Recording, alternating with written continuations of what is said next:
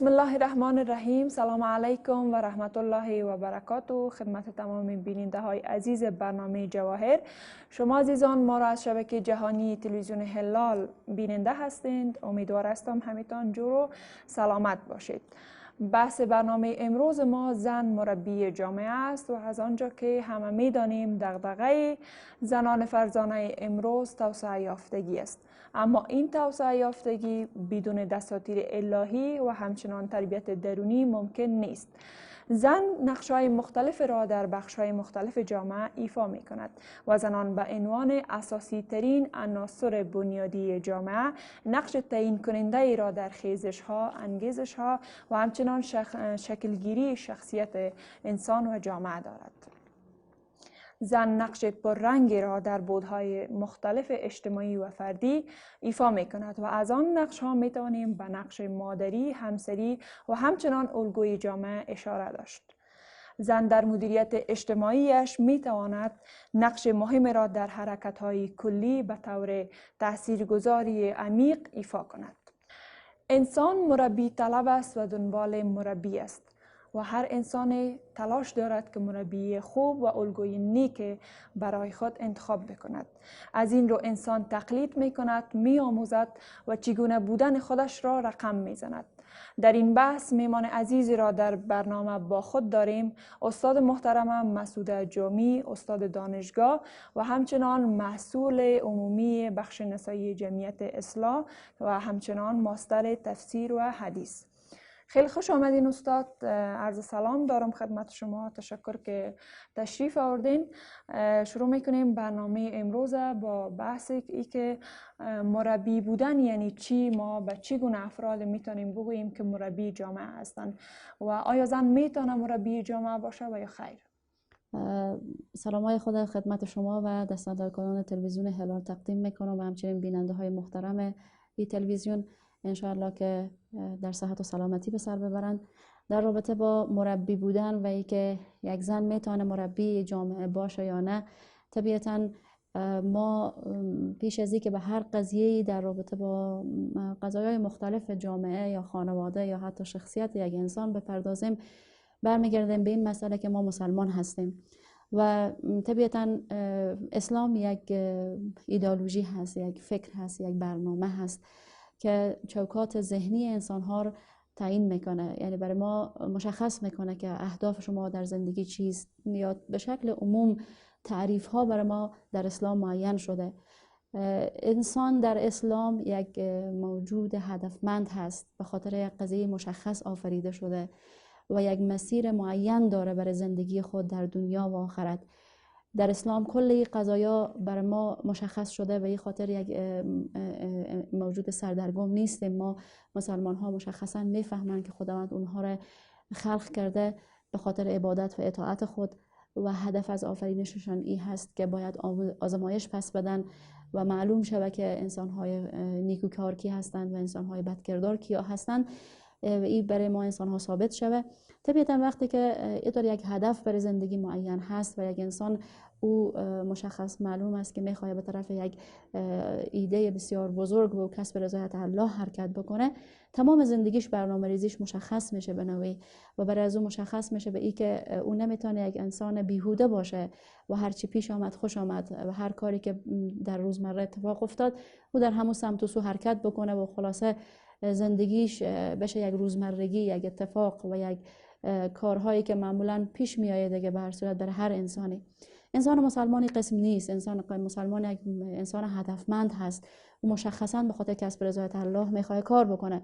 حالا این زن باشه یا مرد فرق نمیکنه، که حتی از لحاظ استعداد، از لحاظ توانمندی ها، از لحاظ موقعیت اجتماعی هیچ فرق نمیکنه در کجا هست و کی هست. با خصوصیات فردی مهم است که او یک انسان هست و خداوند او به خاطر همین هدف بزرگ خلق کرده و او هم این هست که رضایت خدا رو کسب بکنه و رضایت خدا کسب نمیشه مگر این که او شروع به سازندگی بکنه، سازندگی در شخصیت خودش، سازندگی در محیط ماحولش و از توانمندی هایش به خاطر اینمی روند مثبت استفاده بکنه.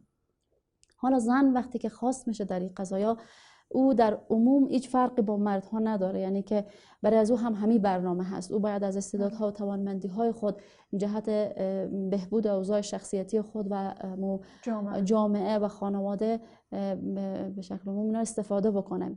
پس این مسئولیتش هست. و اما ای که آیا یک زن میتونه مربی جامعه باشه؟ طبیعتا این سوالی هست که به شکل واضحش جواب میگیریم ما در این که طبیعتا خانواده اولین بستر پرورش و رشد و یا شخصیت سازی انسان ها هست و در بین اعضای خانواده موثرترین فرد طبیعتا مادر هست.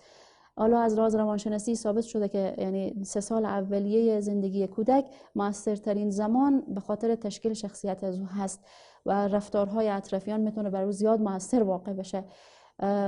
ولی ما میبینیم که در این دین اسلام به قبل از او حتی توجه شده و پیامبر اکرم صلی الله علیه و سلم میفرمایند تخیروا لنطفکم، شما برای فرزندان خود مادر نیک انتخاب بکنین. یعنی حتی قبل از این که شما قصد ازدواج دارین به این تصور باشین که باید اولاد صالح تربیت بکنین و این تربیت اولاد صالحتان شخصیت مادر در او بسیار زیاد موثر میتونه باشه.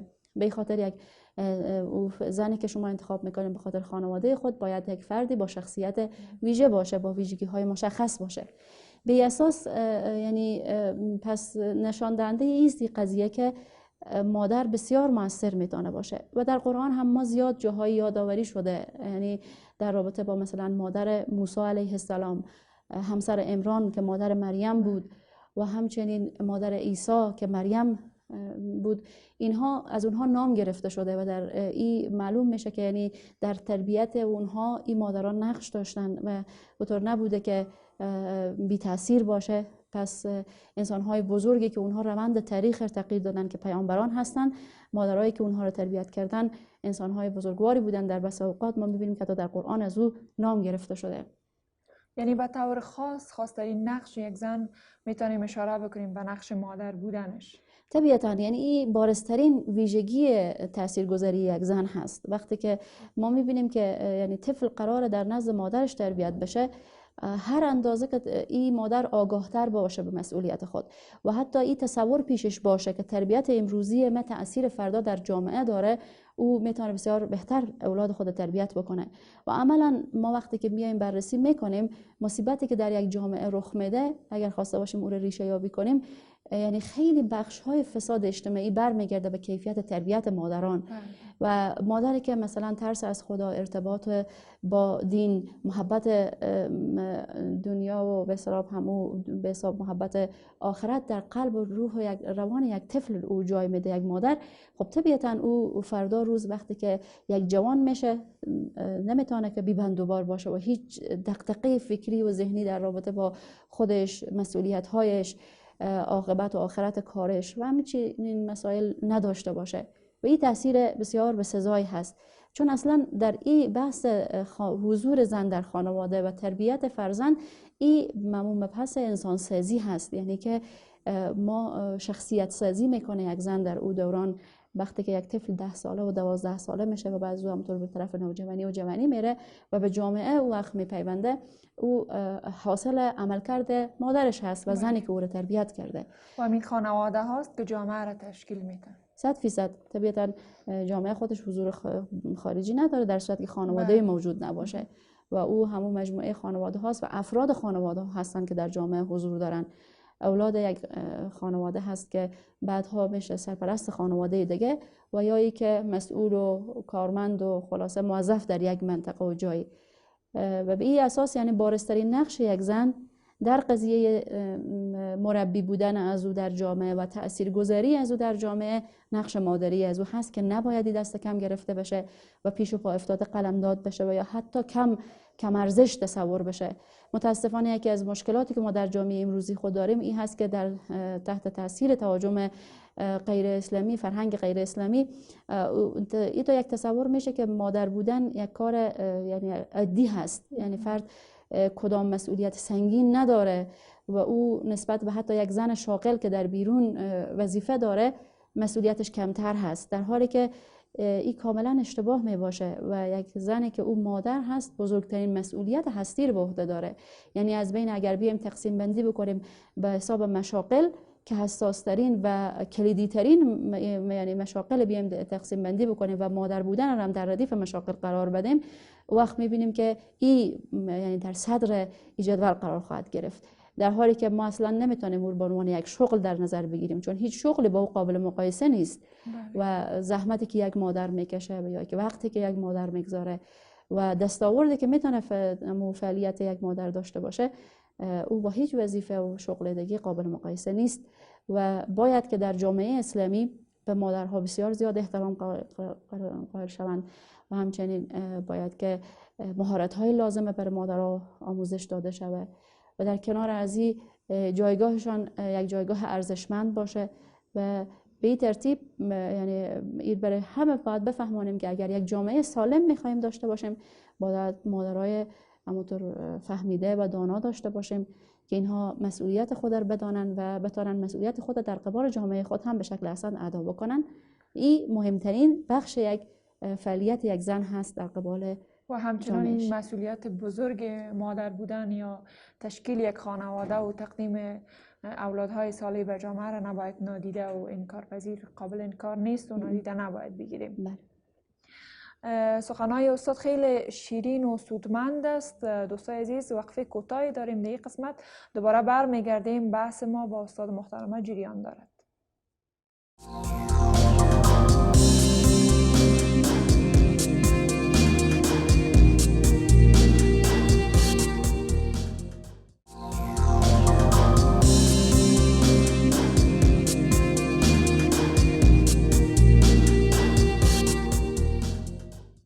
سلام مجدد خدمت بیننده های برنامه جواهر و قسمت اول برنامه روی نقش مادر بودن زنان چرخید. حالا میریم به بحث جامعه و میبینیم که زن در جامعه میتونه چگونه نقش را بازی بکنه. استاد سخنهای شما را شنیدیم در رابطه به نقش مادر بودن یک زن و ای که یک زن چگونه نقش را میتونه در خانواده خود بازی بکنه که خیلی رول مهم هم است. میایم به جامعه. زنان در تربیت جامعه چگونه میتونن نقش بازی بکنن و چگونه میتونن یک زن یک فرد فعال باشه و فعال بودن نقش یک زن در جامعه میتونه تا چی حد تاثیرگذار باشه بالای جامعه؟ جزاکم الله خیر. در رابطه با خود شخصیت یک زن ما جلوتر هم گفتیم که کلا باید انسان ها موجودات مثبت و فعال باشن، حالا این زن باشه یا مرد. وقتی که ما در رابطه با مسئولیت زن در خانواده صحبت میکنیم به این معنا نیست که دیگه زن خلاص دیگه محصور خانواده هست و داخل خانواده باشه و در اونجا فعالیتاش انجام بده و بعد از اون دیگه هیچ مسئولیتی در قبال بیرون از خانواده در فضای بیرون از جامعه نداشته باشه، که تصوریه که متاسفانه بعضی حتی دارن که یعنی تصورشون بر است که زنها باید داخل خانه محصور باشن و هیچ نقشی در بیرون از خانواده اونا ندارن. اما این اشتباه هست. ما وقتی که با آیات قرآن مراجعه میکنیم میبینیم که خداوند یعنی بسیار صریح بر ما میفرماید که والمؤمنون و المؤمنات بعضهم اولیاء بعض یأمرون بالمعروف و ینهون عن المنکر. زنان و مردان مؤمن حمایتگر همدیگر هستند و اینها به امر معروف و نهی از منکر میکنن، یعنی که به کارهای خوب تشویق میکنن و از کارهای بد باز میدارن و طبیعتا یک مسئولیت اجتماعی است امر معروف و نهی از منکر و زنها هم در این مسئولیت دارند و باید که این کار رو بکنن. ما نمونه های بسیار زیاد داریم در جامعه، در هم جامعه فعلی خود و هم در تاریخ اسلام که خداوند نشان میده که برای ما که یعنی یک زن مسئولیت های اجتماعی خود به چه شکل ادا کرده و نمونه های برای ما معرفی میکنه که میتونیم ما مثلا به هاجر همسر پیامبر خدا اشاره بکنیم، مادر اسماعیل که او پیامبر خدا او را در صحرای مکه او را رها کرد به همراه یک مسئولیت که او یک طفل خرد در همراه داشت و هیچ چیز دیگه هم برایش معلوم نبود و او عملا در همون منطقه ماند چون او را به فرمان خدا میدید. وقتی که ابراهیم علیه السلام او مادر و به حساب طفل از او در صحرا رها میکنه و برمیگرده، هاجر او رو صدا میکنه و از او پرسان میکنه که آیا به دستور خدا ما رو اینجا رها میکنی یا ای که خودت این تصمیم گرفتی؟ و ابراهیم علیه السلام برای از او میفرمایه که این فرمان خداست که شما دو ایجی باشین و مبرم. و در اون لحظه ما میبینیم که هاجر تصمیم میگیره مسئولیت خود رو به شکل احسن انجام بده و بعد برای از او میگه که خود خلاص دیگه وقتی که فرمان خداست میتونی رفته. یعنی یکی اعتماد و باوری که به پروردگار داره، یکی اما توانمندی که در خود به خاطر گرفتن همچین مسئولیت میبینه. و طبیعتا شما میبینین که در اونجا او یک جامعه رو یعنی تشکیل میشه و بعدها او همون جمعرای فرزند خود باقی میمانه و بر صورت مسئولیت خود در قبال فرزند خود و جامعه‌ای که تشکیل میشه ادا میکنه. یعنی نقش مادر بودن یک زن دلالت به این نمیکنه که زن محدود کرده باشه به مو 4 محوطه خانه. یعنی میتونه زن در جامعه و بیرون فعالیت‌های مؤثر را داشته باشه. و این تاثیرگذاری تا چی حد بوده میتونه؟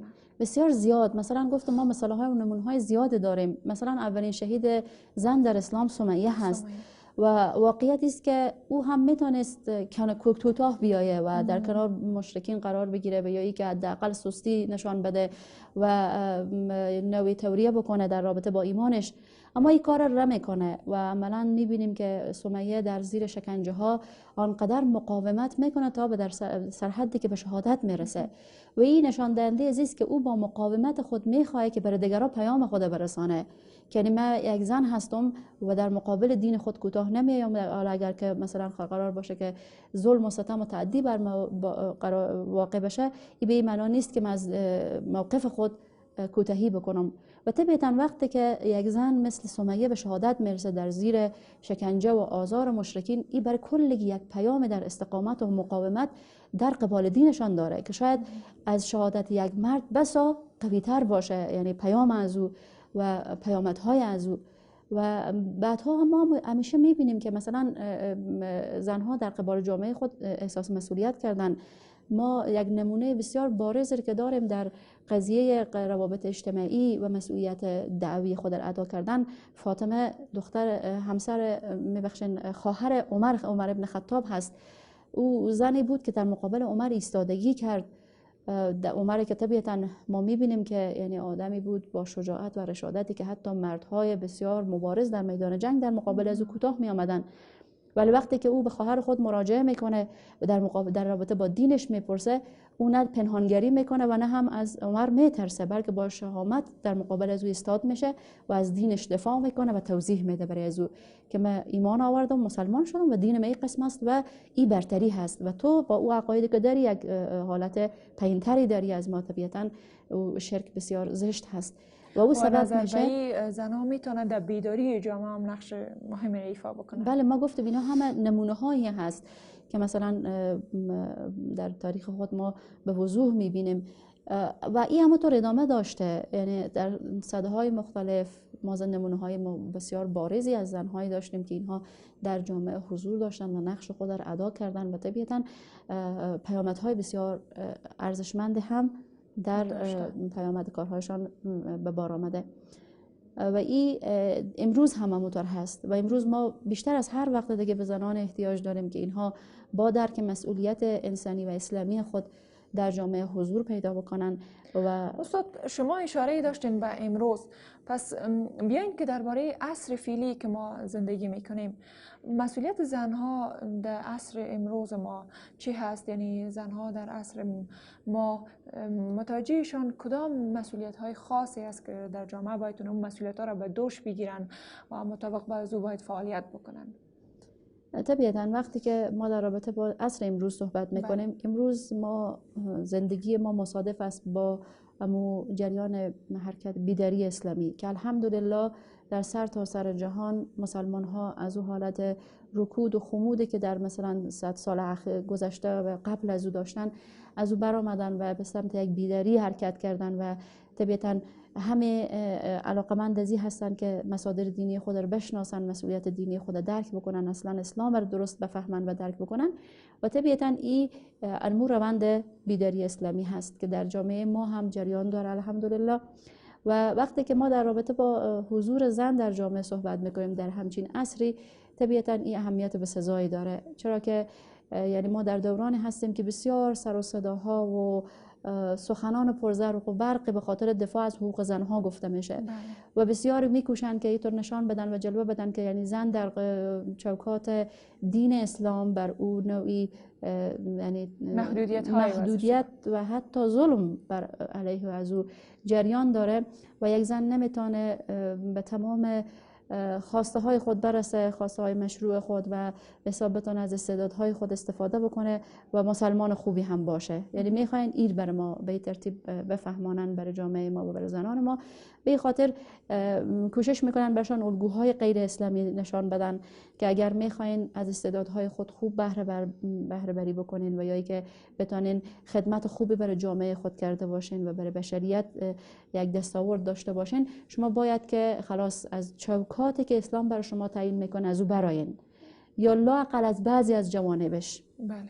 مثلا میتونین شما مسلمان باشین، نماز خود رو بخوانین، عبادات خود فردی خود رو انجام بدین، اما ضرور نیست که بیای وارد اجتماع هم بشه اسلام شما و او وقتی که باز بر شما محدودیت جور میکنه. در همچین عصری که این سخنان و این افکار بسیار با یعنی سرمایه گذاری های عظیمی تبلیغ میشه. کوتاه استاد، چون وقت ما خیلی کم است، اشاره بکنیم به اینکه زنان در قبال جامعه فعلی ما چی مسئولیت هایی دارن کوتاه و سخن آخرتان. طبیعتا گفتم مسئولیتشان بیش از هر دوران دیگه هست که اگر هر زمانی زنها مسئولیت داشتن، حالا مسئولیتشان بیشتر هست و باید هم در خانواده من حیث یک عضو فعال در خانواده سهم خود را ادا بکنن و هم در جامعه حضور پیدا بکنن و در همون چوکاتی که دین اسلام برشان تعیین کرده مسئولیت خود را ادا بکنن. و سخن آخر من این هست که زنان به شکل عموم باید این درک بکنن که انسان‌های ارزشمندی هستند و در ضمن از او توانمند هستند و اسلام برشان بهترین فضا به خاطر رشد فراهم میکنه. یعنی یک زن اگر بخواه به بهترین درجه از ارتقا و ترقی دست پیدا بکنه، او برنامه است که اسلام برش تعیین کرده و به این ترتیب میتونه به بهترین درجات برسه که هم از حیثیت و شخصیتش محافظت شوه و هم استعدادهایش به شکل احسن شکوفا بشه و در خدمت جامعه و خانوادهش قرار بگیره.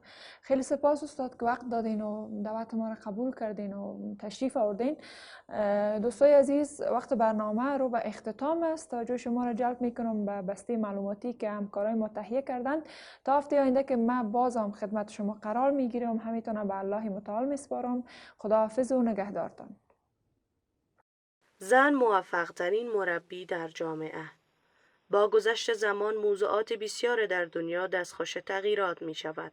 عقاید و نظرات نیز در زمره همین چیزها بوده و با گذشت زمان و بسته به شرایط متغیر هستند که نگاه جوامع مختلف به موجود تاثیرگذار و اساسی به زن نیز از دسته همین تغییر عقاید و نظرات است. چنانچه در عصر جاهلیت زن موجب خاری و سرافکندگی به شمار می‌رفت و افراد آن زمان فرزندان دختر خود را در جلوی چشم خود زنده به گور می‌کردند که در آن دوره با راهنمودهای پیامبر بزرگوار اسلام صلی الله علیه و سلم زن مقام و منزلت والای خود را باز یافت و مورد توجه جامعه قرار گرفت. با وجود این که بنا به دستور دین مبین اسلام مرتبه والای زن به افراد ناآگاه روشن شد، ولی عده دست از کوتاه‌بینی و کژفهمی خود بر نداشته و همچنان زن را بی ارزش و کوچک می‌شمارند. با گذشت قرنها این نوع نگرش به گونه‌ای دیگر شکل یافته است و در بسیاری از جوامع کنونی که بیشتر آنها را کشورهای غربی تشکیل می‌دهند، با اینکه زنان در مسائل و امور مهم کشوری و جهان به ایفای نقش می‌پردازند، ولی آنگونه که ارزش و منزلت مورد توجه اسلام و پیامبر خداست مورد توجه و احترام واقع نمی‌شوند. در طول تاریخ اسلام زنان بسیاری بوده‌اند که پا به پای مردان و حتی در برخی مواقع پیشگام‌تر از آنها در راه دفاع از اسلام و ارزش‌های دینی مبارزه کرده و جان و مال خود را فدا کرده‌اند که خدیجه الکبری رضی الله عنها همسر پیامبر بزرگوار اسلام صلی الله علیه و سلم از پیشگامان این دسته از زنان است. همچنین زنان همچون فاطمه الزهرا رضی الله عنها بودند که فرزندان و نسل بی همتا بر جای گذاشته و در راه هدایت بشر و اصلاح جامعه به سوی حق و عدالت بی‌نظیر بودند.